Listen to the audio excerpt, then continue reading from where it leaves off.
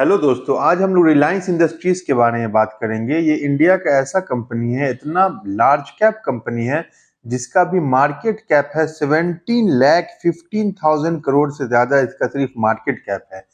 और इसका मैं बिजनेस आपको बताऊंगा। इसके मैं वेबसाइट पे लेके चल रहा हूँ जहां इसका बिजनेस देखेंगे ये अपने आप को कैसे डाइवर्सिफाई किए हुआ है। कोई भी बड़ी कंपनी अगर अपने आप को डाइवर्सिफाई बहुत सारे सेक्टर में अगर अपने बिजनेस को रखता है तो वो स्टॉक आगे चल के बहुत ज्यादा मल्टी बैगर स्टॉक होता है और वो सबसे भरोसेमंद इन्वेस्टर का स्टॉक होता है। तो इसका बिजनेस पहले आप देखिए कि किस किस चीज में इसका बिजनेस है। एनर्जी में है, ऑयल एंड गैस में है, रिफाइनिंग में है। जो जामनगर रिफाइनरी आप जानते होंगे, बहुत बड़ा रिफाइनरी है, India largest refinery. Petrochemicals, textiles, polymers, fibre, elastomers, Reliance composite solutions. Retail investor में भी है, डिजिटल सॉल्यूशन सर्विसेज जो कि जियो है, new energy and new materials, Reliance bio energy, media and entertainment. ये सब सेक्टर में इनके बिजनेसेस हैं। अभी ग्रीन एनर्जी का ये बिजनेस बहुत तेजी में एक्सपेंड करने वाला है। तो ये इसका बिजनेस है। और मैं अब इसका आपको मार्केट कैप दिखा दिया हूं। अब चलिए इसका मैं सीधे आपको अर्निंग पे ले चलता हूं। और जो भी इसमें नए आए हैं अभी तक मेरे चैनल पे, उसे प्लीज सब्सक्राइब और लाइक कर दीजिए, क्योंकि अभी जो मैं आपको वीडियो दिखाने वाला हूं इतना इंटरेस्टिंग वीडियो होने वाला है जो आप देखने के बाद आप रिलायंस का पावर समझ सकते हैं कि इंडिया का ये कितना पावरफुल स्टॉक है, इंडिया स्टॉक मार्केट का। चलिए इसका मैं पहले क्वार्टरली रिजल्ट पे पहले आपको फोकस कराता हूँ कि इसका क्वार्टरली रिजल्ट इस बार कैसे आया। ये आप देखेंगे कि सितंबर 2024 में जो भी इसका रिजल्ट आया है, 2,31,535 करोड़ इसका सेल्स हुआ है, जो कि पिछले क्वार्टर से थोड़ा कम है। थोड़ा कम का मतलब 249 करोड़ पिछले क्वार्टर से कम है। लेकिन सेल्स इसका सबसे बड़ी बात जो आप देखेंगे कि पिछले क्वार्टर, जून क्वार्टर से सितंबर क्वार्टर में इसका सेल्स कम हुआ है 2,49,000, लेकिन आप profit after tax net profit देखेंगे कि वो बढ़ा है। ये बहुत कम स्टॉक में होता है कि सेल्स कम हो और प्रॉफिट बढ़े। देखेंगे आप पिछले क्वार्टर में इसका 17,445 करोड़ प्रॉफिट था, इस बार बढ़ के हो गया 19,323 करोड़, लगभग 1,878 करोड़ रुपया इसका प्रॉफिट बढ़ा है। सेल्स कम हुआ है लेकिन प्रॉफिट बढ़ा है। ये आप समझ लीजिए इस कंपनी की सबसे प्लस पॉइंट जो भी इस कंपनी में मुझे नजर आ रहा है। चलिए अब प्रॉफिट एंड लॉस स्टेटमेंट, ये तो क्वार्टरली मैं आपको दिखाया हूं। अब ईयरली थोड़ा लॉन्ग टर्म में मैं इसे एक्सपेक्ट करता हूं कि लॉन्ग टर्म में इसका कैसा रहा रेशियो। आप देखेंगे मार्च 2013 में जो इसका सेल्स था 3,95,957 करोड़ सिर्फ सेल था, जो कि मार्च 2024 लगभग 10-11 साल में हो गया है 8,99,041 करोड़ इसका सेल हो चुका है। तो लगभग जो इसका सेल्स बढ़ा है फिर 2.5 गुना सेल्स बढ़ा है। लेकिन आप प्रॉफिट देखेंगे कि प्रॉफिट कितना बढ़ा है 10-11 सालों में। पहले था 20,886 करोड़ टैक्स वैक्स देने के बाद नेट प्रॉफिट, जो कि बढ़ के अभी हो चुका है 89,020 करोड़। तो प्रॉफिट आप देखेंगे फिर लगभग 4 टाइम्स इंक्रीज हुआ है।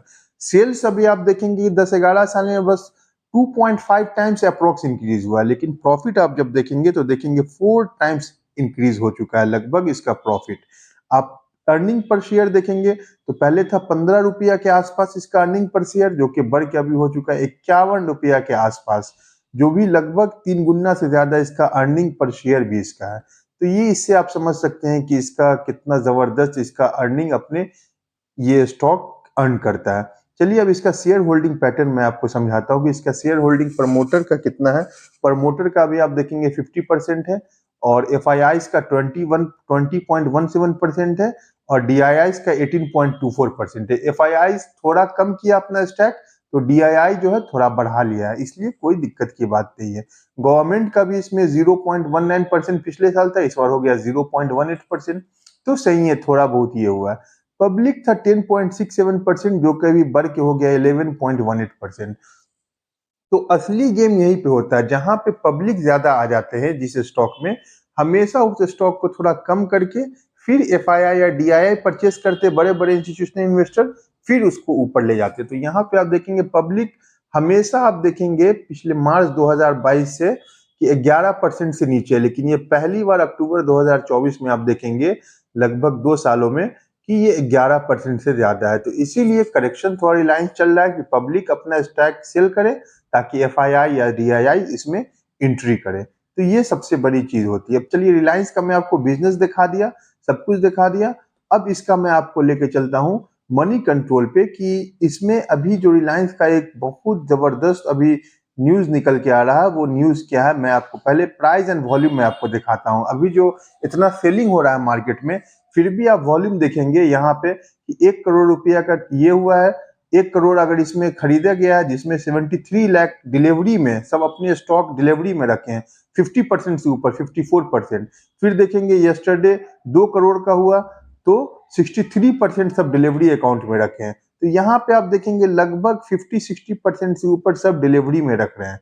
तो ये बहुत अच्छी चीज है। कोई भी स्टॉक अगर ऊपर जाता है तो डिलीवरी क्वांटिटी ज्यादा होनी चाहिए। तो हमेशा आप 3-4 ट्रेडिंग सेशन में आप देखेंगे 1 वीक एवरेज, 1 मंथ एवरेज, सब में आप देखेंगे कि 50% से ऊपर है। 1 वीक में देखेंगे 58% से ऊपर डिलीवरी क्वांटिटी है।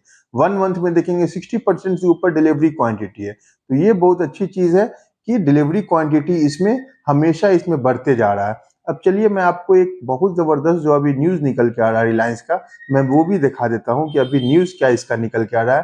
तो यहाँ पे जब आप पढ़ेंगे कि Reliance and Disney complete transaction to form JV for entertainment brands in India.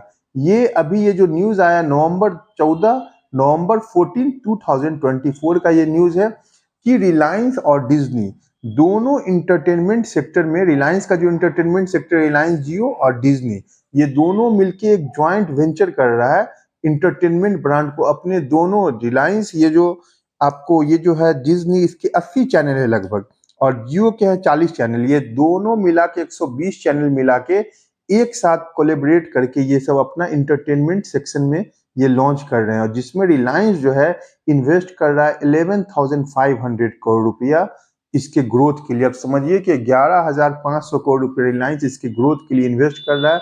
तो आने वाले टाइम पे ये और कितना डाइवर्सिफिकेशन स्टॉक होगा और कितना ऊपर जाने का इसमें कैपेसिटी है। और एक और न्यूज बहुत बड़ा निकल के आया है सीएलएसए, पहले इसको पढ़िए आप। रिलायंस इंडस्ट्रीज शेयर में see 30% upside according to CLSA who cites this key trigger. CLSA क्या? सीएलएसए एफआईआईज है, जो कि एफआईआईज पैसे लगाते हैं। वो सीएलएसए का इसमें मानना है कि रिलायंस इंडस्ट्री जो है 30% ऊपर जा सकता है। अब ये ऐसा क्यों मान रहे हैं? तो चलिए मैं आपको नीचे लेके चलता हूँ इसके न्यूज पे कि ये क्या ये बता रहे हैं। यहाँ पे जब आप पढ़ेंगे तो ये आप पढ़ेंगे यहाँ पे कि सीएलएसए जो ब्रोकरेज फर्म है वो कह रहा है, वो एक्साइटमेंट है। क्यों एक्साइटमेंट है? वो इसलिए एक्साइटेड बना हुआ है कि Reliance soon to be launched solar PV giga factory is a trigger that the market is ignoring. ये बता रहे हैं कि रिलायंस आने वाले टाइम पे सोलर पीवी गीगा फैक्ट्री लगाने जा रहा है सोलर सेक्टर में, जिसको मार्केट अभी इग्नोर कर रहा है। ये आने वाले टाइम पे आउट परफॉर्म करेगा। यहाँ पे आप देखेंगे आउट परफॉर्म करेगा। ये सीएलएसए कह रहा है कि आउट परफॉर्म करने वाला रिलायंस इंडस्ट्री, जिसको ये पूरा मार्केट इग्नोर किए हुआ है। तो इससे आप समझ सकते हैं कि रिलायंस में हर दिन कुछ ना कुछ अपने स्टॉक को डाइवर्सिफाई कर रहा है। पहले ही इतने सेक्टर में थे, फिर भी ये नया नया डील कर रहा है। अभी आप मीडिया एंटरटेनमेंट में डील किया है, और दूसरा आप देखिए गीगा फैक्ट्री ये डालने वाला है।